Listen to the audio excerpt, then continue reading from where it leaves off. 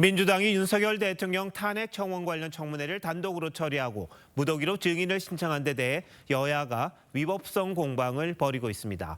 양측의 주장은 뭐고 청문회가 적절한 건지 따져보겠습니다. 김대민 기자, 국민청원으로 대통령 탄핵 관련 청문회 가능한 겁니까? 네, 이 국민청원으로 청문회를 여는 것 자체가 사상 처음이다 보니 여야의 법적 논리가 팽팽히 맞섭니다. 국민의힘은 위법이라고 주장합니다. 대통령 탄핵은 엄중한 절차인 만큼 고위공직자 탄핵과 관련한 조항인 헌법 65조에 따라야 한다는 겁니다.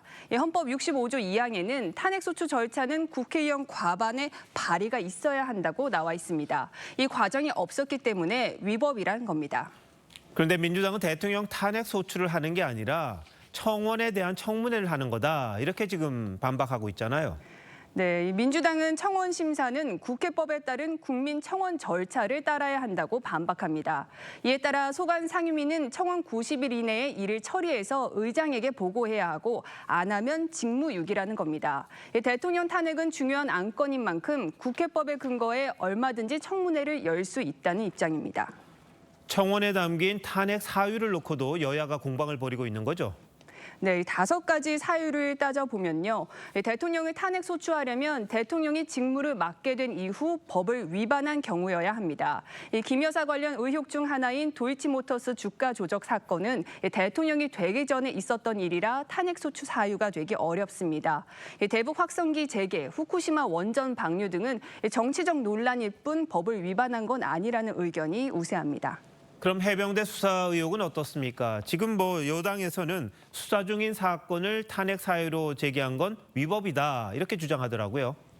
네, 이 청원법 6조에는 수사 재판 중인 사안은 처리하지 않을 수 있다고 규정돼 있는데 국민의힘은 해병대원 순직 사건 수사가 진행 중인 만큼 탄핵 사유가 안 된다고 주장합니다. 반면 민주당은 대통령에 대한 수사가 아니기 때문에 수사 중인 사건으로 볼 수 없다고 반박합니다. 이 법 해석에 차이가 있는 겁니다.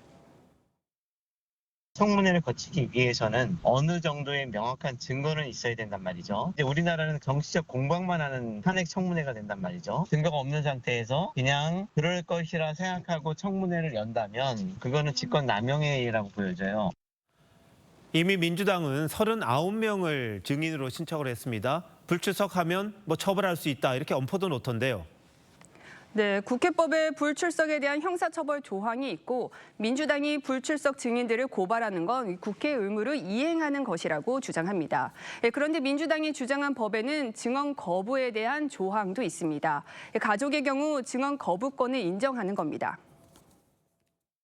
청문회를 여는 건 법적으로 근거가 있습니다. 근데 증언 거부 등에 관해서는 형사소송법을 준용하도록 돼 있어요. 친족이라는 얘기는 증언 거부가 인정이 된다는 거고 증언 거부가 인정이 되는 사람의 증언을 갖다가 강제할 수가 없어요.